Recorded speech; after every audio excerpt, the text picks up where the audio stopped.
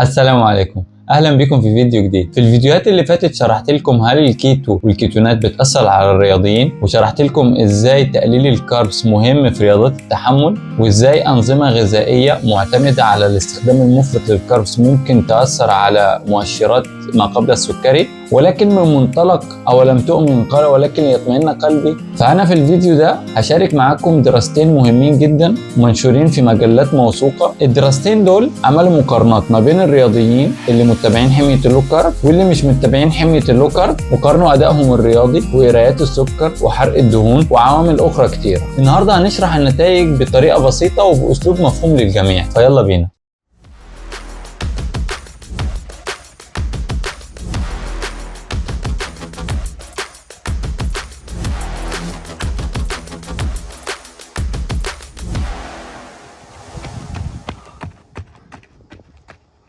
اهلا بكم. الدراسه الاولانيه هي مراجعه علميه ريفيو منشوره في سنه 2019 في مجله اسمها Open Access Journal of Sports Medicine بعنوان Impact of Ketogenic Diet on Athletes Current Insights، يعني بالعربي تأثير الكيتو على الرياضيين، وبيشوفوا الآراء والرؤية الحالية اللي موجودة عن تأثير الكيتو على الرياضيين. الدراسة دي جمعت 13 دراسة، يعني هي تجميعة بتشوف كل الدراسات اللي اشتغلت على الموضوع ده وجمعتهم في ارتكل واحد. ال 13 دراسة دول عملوا مقارنة ما بين رياضيين متابعين حمية اللو كارب، يعني بياكلوا أقل من 50 جرام كاربس في اليوم، متابعين الحمية من 3 أسابيع ل 12 أسبوع، مقارنة برياضيين مش متابعين حمية اللو كارب يعني بياكلوا كاربس كتير. وقارنوا ما بينهم في 4 نقاط. النقطة الأولانية هي التحمل أو الاندورنس، يعني كل الرياضات اللي محتاجة تحمل لفترة طويلة زي مثلا الماراثون ولا ركوب الدراجات ولا السباحة لمسافات طويلة. لو الرياضيين بيمارسوا الرياضة شدتها من متوسطة لعالية، يعني الفي او 2 ماكس من 46% ل 63%، وبعد كده من 64% لحاجة و90%. هشرح لكم يعني ايه الفي 2 ماكس دلوقتي. لو ان لما تبقى الرياضة شدتها من متوسطة لعالية، لاحظوا ان ما فيش فرق كبير في الاداء ما بين النظامين.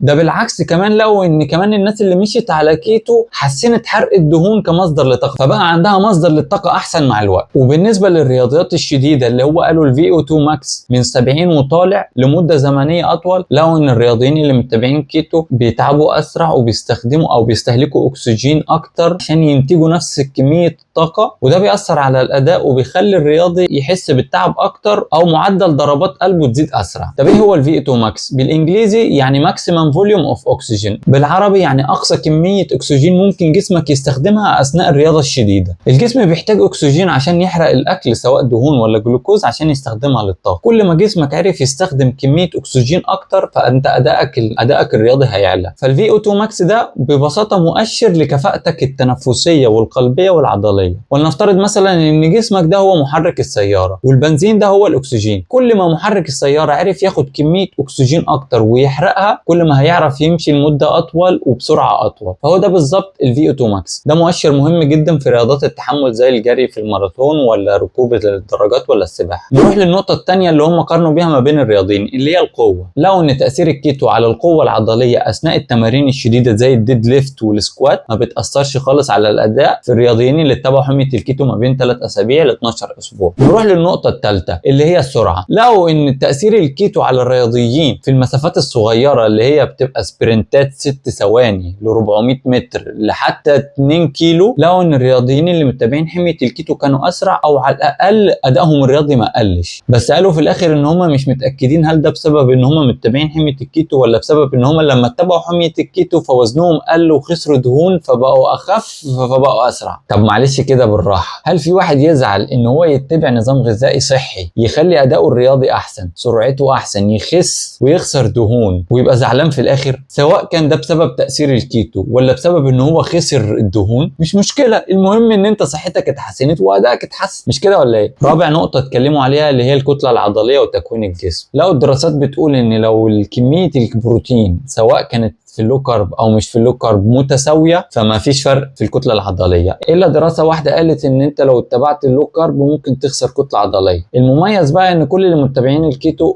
خسروا دهون او خسروا كتله دهنيه على الرغم من انهم كانوا بياكلوا نفس كميه البروتين. طيب نجمع الخلاصه للدراسه الاولى.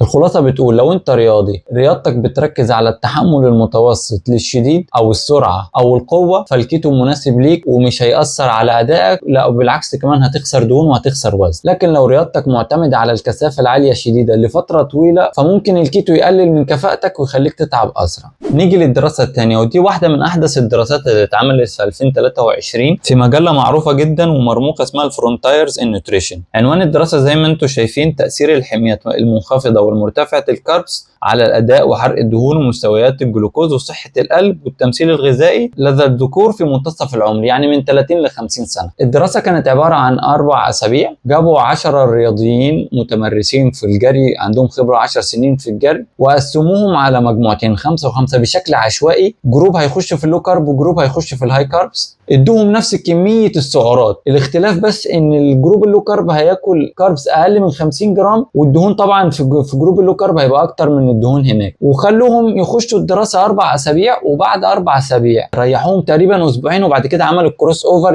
يعني بدلوهم وخلوا اللي كانوا في الجروب اللو كارب يخش على الجروب الهاي كارب، واللي كانوا في الهاي كارب يخش على اللو كارب، وعملوا نفس التجربة تاني 4 اسابيع تانيين. طب التجربة كانت عبارة عن ايه؟ كان عبارة عن سباقين، السباق الاولاني اللي هو الميل اللي هو 1600 متر، والسباق الثاني اللي هو التكرارات ال 800 متر، عملوا 6 تكرارات في 800 متر. يعني جابوا الرياضيين ال10 قبل ما يبتدوا الحمية، جابوهم وخلوهم يعملوا السباق بتاع الميل، وبعد 3 ايام عملوا لهم السباق بتاع التكرارات ال 800، وبعد كده خلوهم يبتدوا التغذية، وبعد 4 شهور جابوهم تاني وخلوهم يعملوا سباق الميل، وبعد 3 ايام عملوا سباق ال 800 متر التكرارات، وبعد كده ادوهم راحة تقريبا اسبوعين، وخلوا بعد كده الجروب اللي كان ماشي على اللو كارب يخش على الهاي كارب، واللي كان ماشي على الهاي كارب يخش على اللو كارب. عملوا تاني اختبار الميل، وبعد 3 ايام اختبار تكرارات ال 800، ومشوهم على التغذية تاني، وبعد كده عملوا الاختبار في الاخر. الاختبار كان على جهاز المشي، قالوا للرياضيين مش هنقول لكم السرعة، بس كل اللي انتوا تعملوه ان انتوا تحاولوا تخلصوا السباق في اقصى وقت ممكن. حطوا سرعة جهاز المشي في الاول على 80% من سرعة الفي او 2 ماكس، وقالوا لهم اجروا لمدة 30 ثانية عشان بس تاخدوا على السرعة، وبعد كده اول ما نقول لكم ابتدي عايز تبدل السرعة او تنقصها او تزودها براحتك، المهم تحاول تخلص الميل في اسرع وقت ممكن وال 800 متر في اسرع وقت ممكن، بس من غير ما يعرف السرعة، هو يتحكم في السرعة اللي هو عايزها. وكل 200 متر هيتقال له ان انت عديت 200 متر، وبعد ما يخلص السباق مش هيتقال له السرعة النهائية الا بعد ما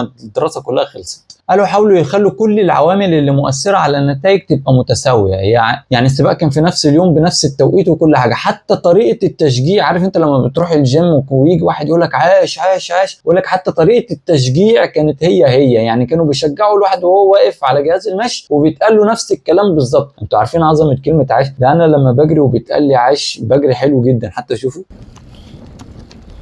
عاش عاش عاش. شفتوا؟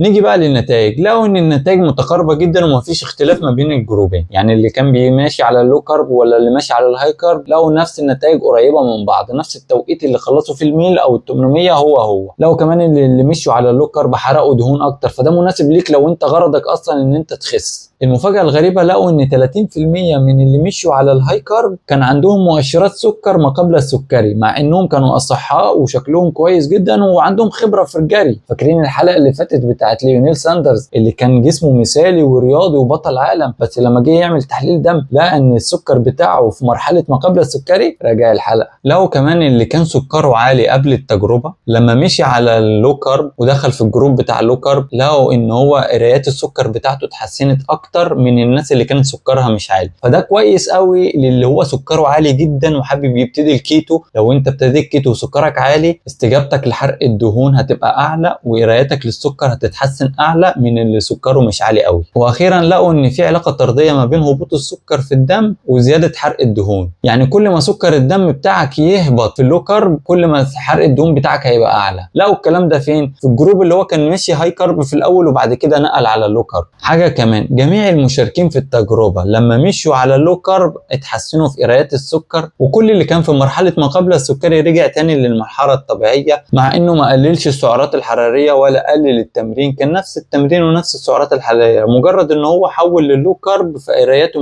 اللي هي كانت قبل السكري رجعت للنورمال. طيب خلصت الدراسه ايه؟